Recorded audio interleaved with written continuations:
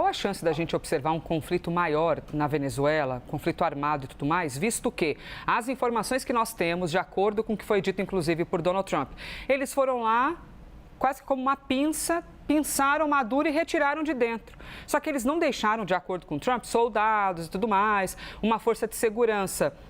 E como é que haveria de ser, realmente, como a senhora disse, não tem explicação de como vai ser essa gestão, né? Se é só um blefe, um jeito meio publicitário que Trump tem, e sempre foi assim, e elegeu-se, inclusive, porque os eleitores sabem que ele tem essa postura. Então, é legitimamente eleito por ser assim.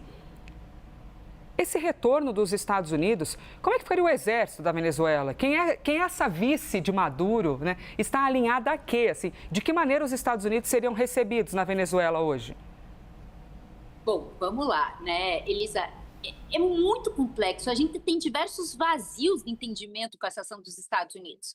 A primeira questão que a gente tem que entender é o seguinte: o chavismo não morreu, tá? Afastar o Maduro não significa que o chavismo morreu. O chavismo só vai morrer se os generais, se as forças militares, se as forças do exército da Venezuela não apoiarem mais esse movimento.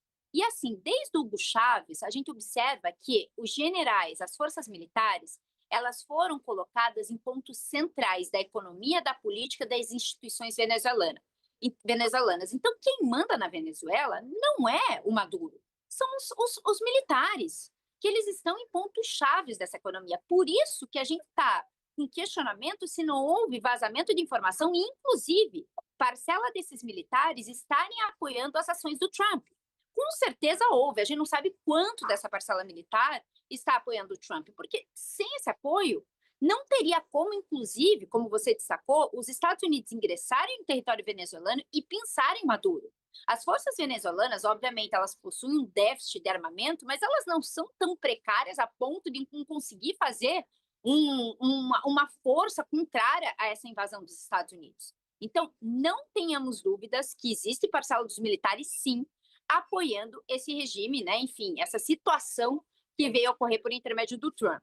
O segundo ponto, e é um ponto que ainda causa estranhamento e principalmente questionamentos, é que hoje a presidente interina, que se declarou presidente interina, que foi justamente apoiada pelas forças, enfim, institucionais da Venezuela, a Rodrigues, basicamente a gente fala o seguinte: ela tinha, na visão do Rubio, e inclusive nas falas do Marco Rubio, uma centralidade de apoio com os Estados Unidos. Então, ela ia passar a governar, só que ela estaria voltada aos interesses dos Estados Unidos, porque, de fato, ela estaria tendo conversas com o Trump e com os Estados Unidos, com o Marco Rubio. Então, basicamente, os Estados Unidos se sentiu confortável falando: ó, nós estamos conversando com a vice-presidente, então vai ter um futuro muito florido em relação a esse governo de transição. Vamos colocar assim, porque não existe plano também para esse governo de transição. Só que na primeira manifestação dela, pós queda de Maduro, o posicionamento foi totalmente contrário, Elisa.